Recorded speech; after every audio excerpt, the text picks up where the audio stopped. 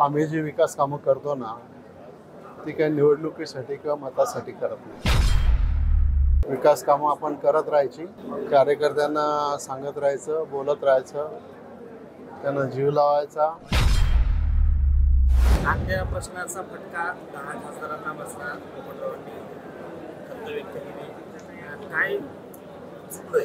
असं आहे की यावेळच्या लोकसभेच्या निवडणुकीमध्ये नुसता कांदाच नाही तर अनेक विषय हे विरोधी पक्षाच्या वतीनं प्लॅटफॉर्मवर चर्चेला आणले होते आणि काही अंशी त्याचा आर्थिक फटका हा शेतकऱ्यांना बसला आणि त्याचा काही परिणाम जरूर झाला। परंतु एकंदरीत देशाचं सगळं वातावरण आणि सगळ्या निवडणुकीचे आकडे जर पाहिले तर देशामध्ये एक काही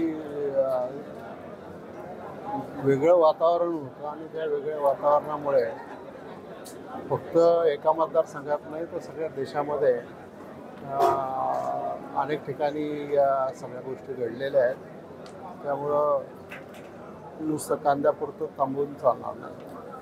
विकास कामांना कुठंतरी नाकारून जनतेमध्ये न येणारा विकास कामं न करणारा या खासदाराला पसंती दिली गेली आहे। सभेतला सगळा सूर कसा होता, पुढच्या काळात त्या निवडणुका समोर आहे, आव्हानं आहेत, तर असाच जर जनतेचा सूर राहिला तर असं आहे की आम्ही जी विकास कामं करतो ना ती काही निवडणुकीसाठी किंवा मतासाठी करत नाही आणि विकास कामं आपण करत राहायची, कार्यकर्त्यांना सांगत राहायचं, बोलत राहायचं, त्यांना जीव लावायचा आणि कार्यकर्ते सुद्धा वर्षानुवर्ष रात्रंदिवस पक्षासाठी उमेदवारासाठी काम करत राहतात। त्यामुळं विकास कामाला नाकारलं हे म्हणणं बरोबर नाही। शिवाजीदादांनी एक खंत व्यक्त केली, जातीपातीच्या राजकारणाचा बळी गेला असं त्यांनी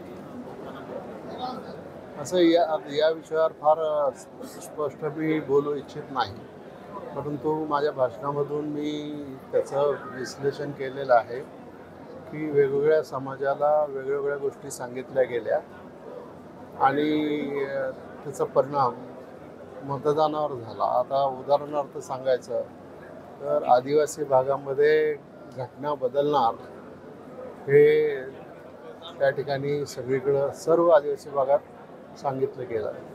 आता असं आहे की देशाच्या राष्ट्रपती आदरणीय एक आमच्या भगिनी त्या ठिकाणी राष्ट्रपती म्हणून असताना आणि आदिवासी असताना घटना बदलून आदिवासींचं आरक्षण काढायला कोण निघालं आहे, SCचं आरक्षण काढायला कोण निघालं आहे? हे फक्त निवडणुकीपुरते फसवेगिरीचे मुद्दे होते आणि त्याच्या आधारावर प्रभावीपणाने मांडले जे आमच्या बाजूने आम्ही मांडू शकलो नाही।